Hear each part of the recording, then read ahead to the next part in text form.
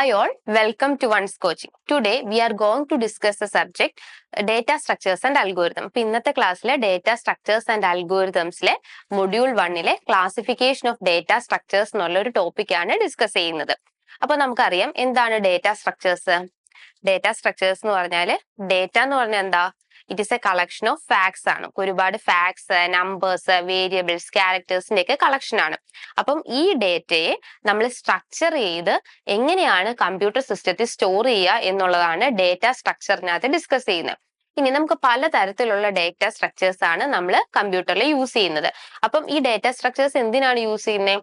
നമുക്ക് ഡേറ്റാസിനെ കറക്റ്റ് ആയിട്ട് അറേഞ്ച് ചെയ്ത് വെക്കാൻ വേണ്ടിയിട്ടാണ് യൂസ് ചെയ്യുന്നത്. ഒരു സീക്വൻഷ്യലിയോ അല്ലെങ്കിൽ എന്തെങ്കിലും ഒരു പർട്ടിക്കുലർ ഓർഡറിലോ ഒക്കെ അറേഞ്ച് ചെയ്ത് വെക്കാൻ വേണ്ടിയിട്ടാണ് നമ്മൾ ഡേറ്റ സ്ട്രക്ചേഴ്സ് യൂസ് ചെയ്യുന്നത്.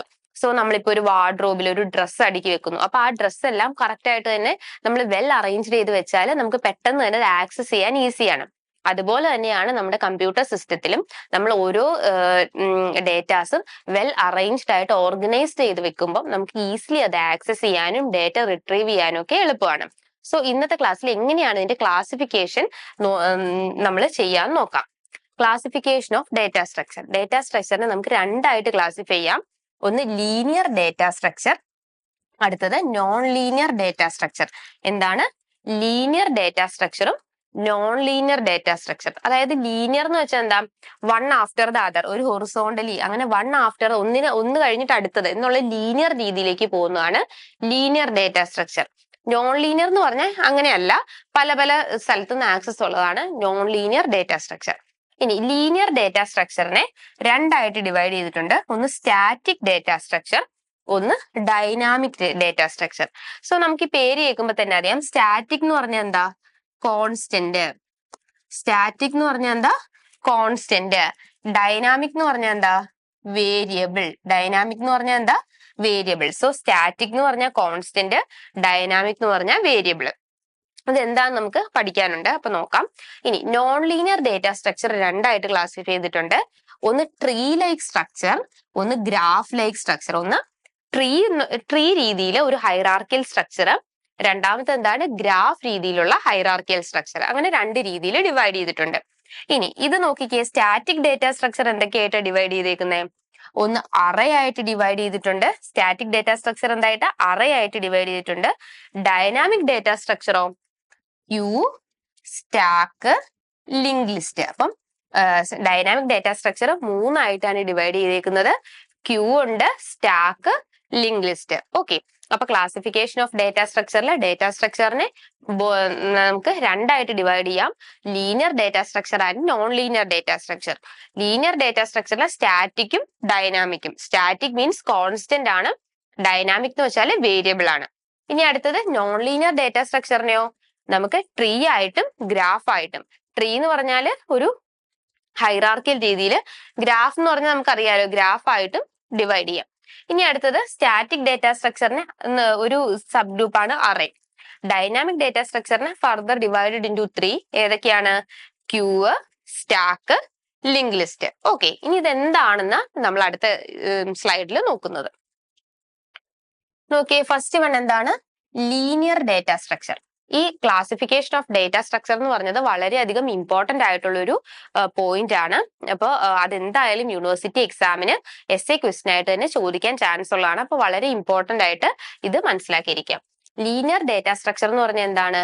Data structure in which data elements R arrange sequentially or linearly. അപ്പൊ ഡേറ്റ സ്ട്രക്ചറിനകത്ത് ഡേറ്റ എലമെന്റ്സ് സീക്വൻഷ്യലി അല്ലെങ്കിൽ ലീനിയർലി, സീക്വൻസ് ആയിട്ട് one after the other, linear ആയിട്ട് അല്ലെങ്കിൽ സീക്വൻഷ്യൽ ആയിട്ട് അറേഞ്ച് ചെയ്യുന്നതിനെയാണ് നമ്മൾ ലീനിയർ ഡേറ്റ സ്ട്രക്ചർ എന്ന് പറയുന്നത്. So linear data structures are which data arranged sequentially or linearly where each element is attached to previous and next adjacent element. അപ്പൊ ഓരോ എലമെന്റും അതിന്റെ, ഇപ്പം എ എന്ന് പറഞ്ഞ എലമെന്റ് ഉണ്ടെങ്കിൽ അത് അടുത്ത എലമെന്റ് ഇത് അഡ്ജസെന്റ്, അത് അടുത്തത് സി, അങ്ങനെ അഡ്ജസെന്റ് ആയിട്ട് അടുത്തടുത്ത് തന്നെ ഇങ്ങനെ എന്ത് ചെയ്യുന്നു? വൺ ആഫ്റ്റർ ഒന്നിന് പുറകെ അടുത്തതായിട്ട് അറേഞ്ച് ചെയ്യുന്നതിനെയാണ് നമ്മൾ എന്ത് പറയുന്നത്? ലീനിയർ ഡേറ്റ സ്ട്രക്ചർ എന്ന് പറയുന്നത്. ഓക്കെ, ഇനി അതിന്റെ എക്സാമ്പിൾസ് എന്തൊക്കെയാണ്? അറേ ഉണ്ട്, സ്റ്റാക്ക്, ക്യൂ, ലിങ്ക് ലിസ്റ്റ്. ഇതെല്ലാം ലീനിയർ ഡേറ്റ സ്ട്രക്ചറിന്റെ എക്സാമ്പിൾ ആണ്. അപ്പൊ ഈ എക്സാമ്പിൾസ് വളരെയധികം ഇമ്പോർട്ടന്റ് ആണ്. അപ്പൊ ഏതൊക്കെയാണ്? Array, stack, queue, link list. ഇനി അടുത്തത് static data structure. Static data structure ഞാൻ നേരത്തെ പറഞ്ഞു ഒരു കോൺസ്റ്റന്റ് അല്ലെങ്കിൽ ഫിക്സഡ് എന്ന് പറഞ്ഞു. സ്റ്റാറ്റിക് എന്നുള്ള മീനിങ് തന്നെ ഫിക്സഡ് അല്ലെങ്കിൽ കോൺസ്റ്റന്റ് എന്നാണ്. Static data structure has a fixed memory size. അതിന്റെ മെമ്മറി സൈസ് എന്താണ്? ഫിക്സഡ് ആണ്. It is easier to access the elements in a static data structure. അപ്പം എലമെന്റ്സ് വളരെ ഈസിയർ ആയിട്ട് സ്റ്റാറ്റിക് ഡേറ്റ സ്ട്രക്ചറിൽ ആക്സസ് ചെയ്യാൻ സാധിക്കും. ഇനി അടുത്തത് എക്സാമ്പിൾ അറേ ആണ് അതിന്റെ എക്സാമ്പിൾ. ഇനി അടുത്തത് മൂന്നാമത്തെ എന്താണ്? Dynamic data structure. അപ്പൊ സ്റ്റാറ്റിക് എന്ന് പറഞ്ഞാൽ എന്താണ്? അതിന്റെ മെമ്മറി സൈസ് ഫിക്സഡ് ആണ്. അതിന്റെ എക്സാമ്പിൾ എന്താണ്? അറേ ആണ്.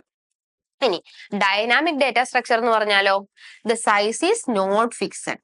ഇതിന്റെ നേരെ ഓപ്പോസിറ്റ് ആണ്. മെമ്മറി സൈസ് നോട്ട് ഫിക്സഡ് ആണ്. ഞാൻ ആദ്യമേ പറഞ്ഞായിരുന്നു ഡൈനാമിക് മീൻസ് വേരിയബിൾ എന്നാണ് ഡൈനാമിക്കിന്റെ മീനിങ്. അപ്പം അതിന്റെ സൈസ് എന്തായിരിക്കും? നോട്ട് ഫിക്സഡ് ആണ്. It can randomly updated during the runtime, which may considered efficient considering the memory space complexity of the code. അതായത് ആ കോഡിന്റെ കോംപ്ലക്സിറ്റിക്കും മെമ്മറി സൈസിനും ഒക്കെ ആവശ്യം അനുസരിച്ച് ഇതിന് നമുക്ക് എക്സ്പാൻഡ് ചെയ്യാനും എന്ത് ചെയ്യാനും ഇത് ഷ്രിങ്ക് ചെയ്യാനും സാധിക്കും. ഇപ്പൊ ഫോർ എക്സാമ്പിൾ, ഇപ്പൊ നമുക്കൊരു വാർഡ്രോബ് ഉണ്ട്. ആ വാർഡ്രോബിൽ ഒരു 5 കമ്പാർട്ട്മെന്റ്സ് ആണുള്ളതെങ്കിൽ ആ 5 കമ്പാർട്ട്മെന്റ്സ് അത് ഫിക്സഡ് ആണ്. ഓക്കെ, ഇനി നമുക്ക് ആ വാർഡ്രോബ് തന്നെ ഒരു എക്സ്റ്റൻഷൻ ഇട്ടിട്ടുണ്ടെങ്കിൽ നമുക്ക് വേണമെങ്കിൽ അതിനെ എക്സ്റ്റെൻഡ് ചെയ്ത് നമുക്ക് ആവശ്യമുള്ള അനുസരിച്ച് നമുക്ക് എക്സ്റ്റെൻഡ് ചെയ്യാം. അല്ലെങ്കിൽ ആ വാർഡ്രോബ് നമുക്ക് ഷ്രിങ്ക് ചെയ്യാൻ പറ്റുമെങ്കിൽ ഷ്രിങ്ക് ചെയ്യാം. കോമ്പാക്റ്റബിൾ പോർട്ടബിൾ ആണെങ്കിൽ നമുക്ക് ആവശ്യമുള്ളിടത്ത് കൊണ്ടുപോകാം. അങ്ങനെ ഒരു വാർഡ്രോബ് ആണെന്ന് ഇരിക്കട്ടെ. അങ്ങനെയാണെങ്കിൽ അതിന് നമ്മൾ എന്താ പറയുന്നത്? ഡൈനാമിക് എന്നാണ് പറയുന്നത്. മനസ്സിലായോ? അപ്പൊ ഫിക്സഡ് ആയിട്ടിരിക്കുന്ന ഒരു വാർഡ്രോബ് അത് എപ്പോഴും ഫിക്സഡ് ആണ്. അപ്പൊ അത് സ്റ്റാറ്റിക്കാ. നമുക്ക് ഇപ്പൊ ചിലപ്പോൾ അതിനകത്ത് ഒരു കമ്പാർട്ട്മെന്റ് ആവശ്യമുള്ളെങ്കിൽ നമ്മൾ ആ ഒരു കമ്പാർട്ട്മെന്റ് യൂസ് ചെയ്യും, ബാക്കിയെല്ലാം വേക്കന്റ് ആയിട്ട് കിടക്കും. ഇപ്പൊ നമുക്ക് 5 കമ്പാർട്ട്മെന്റ് ഉണ്ടെങ്കിൽ 5 കമ്പാർട്ട്മെന്റ് യൂസ് ചെയ്യാം.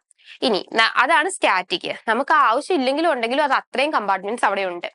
ഇനി ഡൈനാമിക് എന്ന് പറഞ്ഞാലോ, ഇപ്പൊ ഒരു വാർഡ്രോബ് നമുക്ക് ഷ്രിങ്ക് ചെയ്യാനും എക്സ്പാൻഡ് ചെയ്യാനും സാധിക്കുമെങ്കിൽ ഇപ്പൊ നമുക്ക് ഒരു കമ്പാർട്ട്മെന്റ് വേണമെങ്കിൽ അത് ഷ്രിങ്ക് ചെയ്ത് ഒറ്റ കമ്പാർട്ട്മെന്റിൽ നമുക്ക് സാധനങ്ങൾ വെക്കാം. ഇനി അത് നമുക്കൊരു 5 അല്ലെങ്കിൽ 10 കമ്പാർട്ട്മെന്റ് വേണമെങ്കിൽ അതിനെ എക്സ്റ്റെൻഡ് ചെയ്താൽ 10 കമ്പാർട്ട്മെന്റ്സ് ആക്കി മാറ്റാൻ പറ്റുമെങ്കിൽ നമുക്ക് അത് എന്ത് ചെയ്യാം? 10 കമ്പാർട്ട്മെന്റ്സ് ആക്കി മാറ്റാം. അപ്പൊ ഡൈനാമിക് ആണ്. നമ്മുടെ ആവശ്യം അനുസരണം അതിന്റെ സൈസ് കൂട്ടുകയും കുറയ്ക്കുകയും ചെയ്യുന്നു. ഓക്കെ, അപ്പൊ അതാണ് പറഞ്ഞിരിക്കുന്നത്. കോഡിന്റെ കോംപ്ലക്സിറ്റിക്കും മെമ്മറി സൈസിനും അനുസരിച്ച് വലുതാണെങ്കിൽ നമുക്ക് അതിനെ വലുതാക്കാം, ചെറുതാണെങ്കിൽ ചെറുതാക്കാം. ഇനി അടുത്തത് അതിന്റെ എക്സാമ്പിൾ എന്താണ്? ക്യൂവും സ്റ്റാക്കും ആണ് അതിന്റെ എക്സാമ്പിൾ. അപ്പൊ ഇത് പഠിക്കുമ്പോൾ നിങ്ങൾക്ക് കുറച്ചുകൂടെ മനസ്സിലാവും. ക്യൂ എന്താണ്, സ്റ്റാക്ക് എന്താന്ന് പഠിക്കുമ്പോൾ മനസ്സിലാവും. അടുത്തത് fourth one, non linear data structure. Data structure where data elements are not placed sequentially. നമ്മൾ നേരത്തെ ഇവിടെ പറഞ്ഞായിരുന്നു, ലീനിയറിനകത്ത് പറഞ്ഞായിരുന്നു സീക്വൻഷ്യലി ആണ് വൺ ആഫ്റ്റർ ദ അതർ. ഇവിടെ അങ്ങനെയല്ല, നോട്ട് പ്ലേസ്ഡ് സീക്വൻഷ്യലി ലീനിയർലിയോ അല്ല. പിന്നെ എങ്ങനെയാണ്? അതാണ് non linear data structure. In a non linear data structure we can traverse all elements in a single run only. നമുക്ക് ഒറ്റയടിക്ക് നമുക്ക് ഈ എലിമെന്റ്സിനെ എല്ലാം കൂടെ പോയി ട്രാവേഴ്സ് ചെയ്യാൻ സാധിക്കില്ല. ഒരു വൺ ആഫ്റ്റർ ദ അതറിലേ പറ്റുള്ളൂ. അതിന്റെ എക്സാമ്പിൾ ആണ് ട്രീസ് ആൻഡ് ഗ്രാഫ്സ്. അപ്പൊ ട്രീയും ഗ്രാഫും പഠിക്കുമ്പോൾ എങ്ങനെയാണ് ട്രാവേഴ്സ് ചെയ്യുന്നത് നമുക്ക് മനസ്സിലാവും. അപ്പൊ ട്രീസ് ആൻഡ് ഗ്രാഫ് ആണ് അതിന്റെ എക്സാമ്പിൾ. അപ്പൊ ഏതൊക്കെയാണ്? Linear data structure, static data structure, dynamic data structure, non linear data structure. ഇനി നോക്കിക്കേ, ടൈപ്സ് ഓഫ് ഡേറ്റ സ്ട്രക്ചറിനകത്ത് നമ്മൾ പറഞ്ഞു അറേ പറഞ്ഞായിരുന്നു. അറേ എന്ത് ടൈപ്പ് ആണെന്ന് നമ്മൾ പറഞ്ഞത്? ലീനിയർ ആണെന്നാണ് പറഞ്ഞത്. ഓക്കെ, അപ്പൊ അറേ എന്ന് പറഞ്ഞാൽ എന്താണ്? Array is A linear data structure and it is A collection of same data type. ഇത് വളരെ ഇമ്പോർട്ടന്റ് ആണ്. ഒരേ ഡേറ്റ ടൈപ്പുകൾ മാത്രമേ ഈ അറേയിൽ പറ്റുള്ളൂ. Stored in A continuous memory location. അത് നമുക്ക് ഇപ്പം ഒരെണ്ണം വെച്ചു, അത് കഴിഞ്ഞിട്ട് ഒരു വേക്കന്റ് സ്പേസ് കൊടുത്തു, അടുത്തത് വെക്കും, അങ്ങനെയല്ല. ഒന്നിനു പുറകെ അടുത്തതായിട്ട് ഇങ്ങനെ വെച്ചുകൊണ്ടിരിക്കണം. അറേ സ്ട്രക്ചർ ഇത് ഇങ്ങനെ ഇരിക്കുന്നത് കണ്ടോ? ഇതാണ് അറേ സ്ട്രക്ചർ. ഇതിനകത്ത് ഇപ്പൊ അറേയുടെ സൈസ് നമ്മൾ ഫിക്സഡ് ആക്കി നമ്മൾ പറഞ്ഞേക്കുവാണ്. അപ്പൊ ഇപ്പൊ എ ഓഫ് 5, അറേ ഓഫ് 5 എന്നാണെങ്കിൽ നമുക്ക് 5 വേക്കന്റ് സ്പേസുകൾ ഉണ്ട്. 1 2 3 4. അപ്പൊ ഇത് 5 വേക്കന്റ് സ്പേസാ. 0 1 2 3 4 ഇങ്ങനെയാണ് 5 സ്പേസ് ഇതിനകത്ത് കൊടുത്തേക്കുന്നത്. അപ്പൊ എ ഓഫ് 5 എന്ന് പറഞ്ഞാല് 5 സ്പേസ്, 1 2 3 4 5 5 സ്പേസ് അലോട്ട് ചെയ്തിട്ടുണ്ട്. ഓക്കെ, ഇനി നമുക്ക് ഇപ്പൊ ചിലപ്പോ ഇതിനകത്ത് 3 എലമെന്റ്സേ നമുക്ക് ആഡ് ചെയ്യാനുണ്ടാവുള്ളൂ. ഇപ്പം നമുക്ക് ഇതിനകത്ത് കൊടുക്കേണ്ട ഡേറ്റ എ ബി സി എന്നാണെങ്കിൽ നമുക്ക് ഇതിനകത്ത് എ ബി സി എന്നീ ഡേറ്റ കൊടുക്കാം. ഓക്കെ, ബാക്കി ഇത് രണ്ടെണ്ണം ഫിക്സഡ് ആയതുകൊണ്ട് ഇത് രണ്ടെണ്ണം യൂസ് ചെയ്താലും യൂസ് ചെയ്തില്ലെങ്കിലും അവിടെ തന്നെ ഇരിക്കും. അപ്പൊ വേസ്റ്റേജ് ഓഫ് മെമ്മറി ഇവിടെ നടക്കും. അതായത് നമുക്ക് മെമ്മറി വെറുതെ വേസ്റ്റ് ആയി പോവുകയാണ്. പക്ഷെ ഇത് ഫിക്സഡ് സൈസ് അറേ ആയതുകൊണ്ട് നമുക്ക് ഇവിടെ 3 ലെറ്ററേ നമുക്ക് ഇവിടെ സേവ് ചെയ്യാനുള്ളെങ്കിലും അത് തന്നെ വെക്കണം. ഇനി നോക്കിക്കേ, സെയിം ഡേറ്റ ടൈപ്പ് ആണ്. എന്താണ് സെയിം ഡേറ്റ ടൈപ്പ്? നമ്മള് ഇപ്പം ക്യാരക്ടേഴ്സ് ആണെങ്കിൽ ക്യാരക്ടേഴ്സ്, നമ്പർ ആണെങ്കിൽ ഇവിടെ 1 2 3 4 ആ നമ്പർ മാത്രമേ കൊടുക്കാൻ പാടുള്ളൂ. അല്ലാതെ 1 2 3 പിന്നെ ABC അങ്ങനെ കൊടുക്കാൻ പറ്റില്ല. ഒന്നെങ്കിൽ ഇവിടെ നമ്പേഴ്സ് ആയിരിക്കണം, അല്ലെങ്കിൽ ക്യാരക്ടേഴ്സ്. ഇവിടെ ഞാനിപ്പോ ക്യാരക്ടേഴ്സ് ABC അത് മാത്രമേ കൊടുക്കാൻ പാടുള്ളൂ. ഇനി കണ്ടിന്യൂസ് മെമ്മറി ലൊക്കേഷൻ ആയിരിക്കണം. അതെന്താണ്? ഇപ്പൊ ഞാൻ പറഞ്ഞു ഇങ്ങനെ 1 2 3 4. ഇനി എനിക്ക് A കൊടുത്തു, B കൊടുത്തു, C എനിക്ക് ഇവിടെ കൊടുത്തില്ല, ഇവിടെ കൊടുക്കാൻ പറ്റില്ല. കാരണം പ്രോഗ്രാം ഇവിടം വരെ വന്നിട്ട് ഇവിടെ ആളില്ലെങ്കിൽ അവിടെ വെച്ച് പ്രോഗ്രാം സ്റ്റോപ്പ് ആവും. അപ്പൊ ഈ C നോക്കുന്നില്ല. ഓക്കെ, അപ്പൊ അതുകൊണ്ട് ഇത് തെറ്റാണ്, ഇതാണ് ശരി. കണ്ടിന്യൂസ് ആയിട്ട് വേണം കൊടുക്കാൻ. അവിടെ ഇടയ്ക്ക് വേക്കൻറ്റ് സ്പേസ് ഇടാൻ പാടില്ല. അപ്പം അറേ എന്ന് പറഞ്ഞാൽ ഒരു linear, one after the other array ആണ്, ലീനിയർ ആണ്. അതെന്താണ്? സെയിം ഡേറ്റ ടൈപ്പ്, ഒരേപോലത്തുള്ള ഡേറ്റ അവിടെ വെക്കാൻ പറ്റുള്ളൂ. അത് കണ്ടിന്യൂസ് മെമ്മറി ലൊക്കേഷനിൽ വേണം വെക്കാനായിട്ട്. അതാണ് ഇതിനകത്ത് പറഞ്ഞേക്കുന്നത്. ഇനി ഈ കൊടുത്തേക്കുന്ന അറേ ഇൻഡെക്സുകളാ, ഇതിന് നമ്മൾ എന്താ പറയുന്നത്? അറേ ഇൻഡെക്സ് എന്നാണ് പറയുന്നത്. ഈ 0 1 2 3 4 5 6 എന്നുള്ളത് ഞാൻ ഇവിടെ കൊടുത്തിട്ടില്ലേ, അത് അറേ ഇൻഡെക്സുകളാ. ഇതെന്ന് പറഞ്ഞാൽ എന്താണ്? മെമ്മറി ലൊക്കേഷനാ. അതാണ് ഈ കൊടുത്തേക്കുന്നത് മെമ്മറി ലൊക്കേഷൻ. അതായത് ഈ ഇപ്പൊ യു എന്ന് പറഞ്ഞൊരു സാധനം ഇൻഡെക്സ് 0-ല് 200 എന്നുള്ള മെമ്മറി ലൊക്കേഷൻ ഇരിക്കുന്ന ഒരു സാധനത്തിന്റെ പേരാണ് യു. ഫസ്റ്റ് ഇൻഡെക്സില് 201 എന്ന് പറയുന്ന മെമ്മറി ലൊക്കേഷൻ ഇരിക്കുന്ന ആളാണ് ബി. അപ്പൊ നമ്മളിപ്പോ പേര് പറയുമ്പോൾ നമ്മൾ അഡ്രസ്സ് പറയത്തില്ലേ, അതുപോലെ നമ്മൾ ഐഡന്റിഫൈ ചെയ്യാൻ, അതായത് ബി എന്ന് പറഞ്ഞ ഒരാളെ ഐഡന്റിഫൈ ചെയ്യാൻ യൂസ് ചെയ്യുന്ന രണ്ട് സാധനങ്ങളാണ്. അത് ഏത് മെമ്മറിയിലാണ് സേവ് ആയിരിക്കുന്നത്, പിന്നെ അത് ഏത് ഇൻഡെക്സിലാണ് ഇരിക്കുന്നതെന്ന് പറയുന്നത്. അടുത്തത് link list data structure. A link list is a linear data structure. നമ്മൾ നേരത്തെ പറഞ്ഞ പോലെ തന്നെ ലീനിയർ ഡേറ്റ സ്ട്രക്ചർ ആണ്. Which elements are not stored at continuous. നമ്മൾ നേരത്തെ പറഞ്ഞായിരുന്നു എലമെന്റ്സ് എല്ലാം കണ്ടിന്യൂസ് ആയിരിക്കണം, ഇടയ്ക്ക് വേക്കൻറ്റ് സ്പേസ് ഇടാൻ പാടില്ല. പക്ഷെ ഇവിടെ അങ്ങനെയില്ല. ഇവിടെ നമുക്ക് വേക്കൻറ്റ് സ്പേസ് ഇട്ടാലും കുഴപ്പമില്ല. നോട്ട് കണ്ടിന്യൂസ് മെമ്മറി, അതായത് അങ്ങനെ നിർബന്ധമില്ല. ഇനി the elements in A link list R linked using pointer. നമ്മൾ ഇവിടെ പോയിന്റേഴ്സ് യൂസ് ചെയ്യുന്നുണ്ട്. അപ്പൊ 3 കാര്യങ്ങളാണ്. ഒന്ന് ലീനിയർ ആണ്, 2 നോട്ട് കണ്ടിന്യൂസ്, കണ്ടിന്യൂസ് ആവണമെന്ന് നിർബന്ധമില്ല, പിന്നെ പോയിന്റർ യൂസ് ചെയ്യുന്നുണ്ട്. ഇതാണ് 3 പോയിന്റ് നമ്മൾ ഇതിനകത്ത് മനസ്സിലാക്കേണ്ടത്. സോ ലീനിയർ അല്ലേ, one after the other linearly ആണ് ഇത് പോകുന്നത്. അപ്പൊ ഫസ്റ്റ് പോയിന്റ് ഓക്കെ ആയി. കണ്ടിന്യൂസ് അല്ല, നമ്മൾ ഇവിടെ എ എന്ന് വെച്ചിട്ടു ചിലപ്പോൾ ഇവിടെ ബി വെച്ചില്ല, ഇവിടെ വേണമെങ്കിൽ ബി വെക്കാം, അത് കുഴപ്പമില്ല.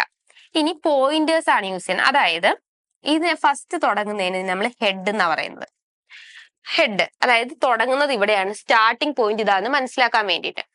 ഇനി നമ്മൾ എന്ത് ചെയ്തു, ഇതിനകത്ത് 2 ലൊക്കേഷൻ ആണുള്ളത്. ഒന്ന് ഡേറ്റ ലൊക്കേഷൻ, ഒന്ന് പോയിന്ററിന്റെ ലൊക്കേഷൻ. ഓക്കെ, നമ്മളിപ്പം ABC എന്ന് പറഞ്ഞൊരു മെസ്സേജ് ആണ് എനിക്ക് ഇവിടെ വെക്കേണ്ടതെങ്കിൽ ഞാൻ ആദ്യത്തെ ഡേറ്റ, ഇതാണല്ലോ സ്റ്റാർട്ട്, അപ്പൊ ഇവിടെ ഹെഡ് എന്ന് എഴുതി. ആദ്യത്തെ ലൊക്കേഷനിൽ A എന്ന് പറഞ്ഞ ഡേറ്റ ഞാൻ ഇവിടെ കൊണ്ടുവച്ചു. ഇനി എനിക്ക് അടുത്ത ലൊക്കേഷൻ പോയിന്റ് ചെയ്യാൻ വേണ്ടിയിട്ടാണ് ഈ പോയിന്റർ.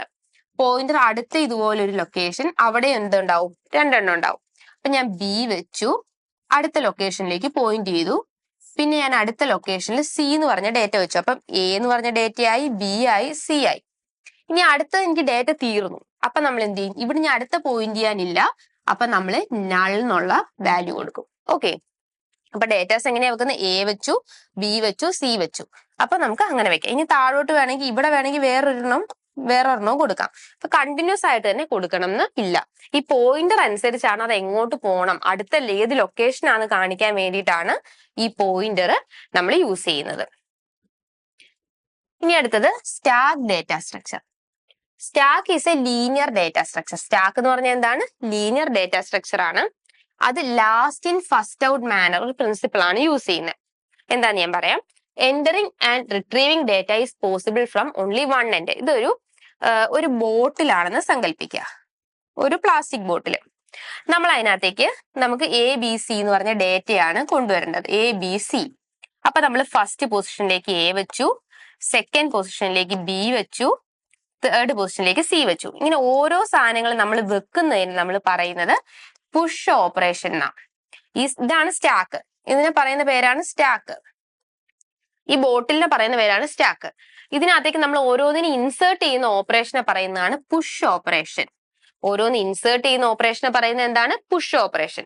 ഇനി ഓരോന്നിനെ പുറത്തെടുക്കുന്നതിനെയാണ് നമ്മൾ, അതായത് റിട്രീവ് ചെയ്യുക, ഡേറ്റയെ റിട്രീവ് ചെയ്യുക, എടുക്കുക, അതിനെ പറയുന്നതാണ് പോപ്പ്. ഡേറ്റ എടുക്കുക, അതാണ് ഇവിടെ പുഷും പോപ്പും. ഈ ബോട്ടിൽ തന്നെയാണ് ഈ കാണിച്ചേക്കുന്നത്. അപ്പൊ ഈ സ്റ്റാക്കിൽ നിന്നും ഓരോ ഡേറ്റ അകത്തേക്ക് ഇടുന്നതിനെ പുഷ് എന്നും ഓരോ ഡേറ്റ പുറത്തേക്ക് എടുക്കുന്നതിനെ പോപ്പ് എന്നും പറയുന്നത്. ഇനി നമ്മൾ ഇതിന്റെ അടി എന്താണ്? ക്ലോസ്ഡ് അല്ലേ? അപ്പൊ നമുക്ക് ഈ അടിയിലിരിക്കുന്ന എ എടുക്കണമെങ്കിൽ ആദ്യം ഈ സി എ എടുത്ത് മാറ്റണം, പിന്നെ ബി എ എടുത്ത് മാറ്റണം, എന്നാൽ മാത്രമേ നമുക്ക് എ എടുക്കാൻ പറ്റുള്ളൂ. അതാണ് പറഞ്ഞിരിക്കുന്നത്. ലാസ്റ്റ് ഇൻ ഫസ്റ്റ് ഔട്ട്, അതായത് അവസാനം ഇൻ ചെയ്ത്. ഇപ്പൊ ഈ ഒരു ഇതിൽ അവസാനം ഇൻ ചെയ്തത് ആരാ? ആദ്യം ഇൻ ചെയ്ത് എ, രണ്ടാമത് ഇൻ ചെയ്ത് ബി, മൂന്നാമത് ഇൻ ചെയ്ത് സി. അപ്പൊ അവസാനം ഇൻ ചെയ്തത് സിയാ. ആ സി ആദ്യം പുറത്തെടുത്താൽ മാത്രമേ എനിക്ക് ബി എ പുറത്തെടുക്കാൻ പറ്റൂ, എ പുറത്തെടുക്കാൻ പറ്റൂ. അപ്പൊ ലാസ്റ്റ് ഇൻ ചെയ്ത ആളെയാണ് ഫസ്റ്റ് പുറത്തേക്ക് എടുക്കേണ്ടത്. അപ്പൊ ലാസ്റ്റ് ഇൻ ചെയ്തു സി ആയതുകൊണ്ട് സി ആദ്യം പുറത്തേക്ക് എടുത്തു, പിന്നെ അടുത്തത് ബി എടുത്തു, പിന്നെ അടുത്തത് എ എടുത്തു. അതാണ് last in first out principle ആണ് ഇത് ഫോളോ ചെയ്യുന്നതെന്ന് പറയുന്നത്. അതാണ് എന്ത്? Stack data structure.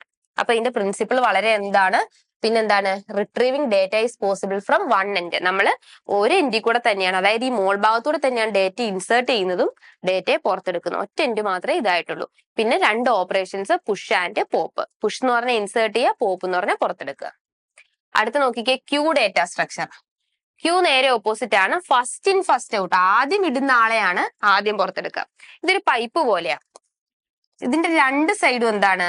ഇവിടെയും ഓപ്പൺ ആണ്, ഇവിടെയും, രണ്ട് സൈഡും ഓപ്പൺ ആണ്. ഇപ്പൊ നമുക്ക് എ ബി സി എന്ന് പറഞ്ഞ ഡേറ്റ നമുക്ക് ഇതിനകത്ത് കയറ്റണം. അപ്പൊ ആദ്യം ഞാൻ എ ഇതിലേക്കൂടെ കയറ്റി ഇവിടെ കൊണ്ടുവന്നു.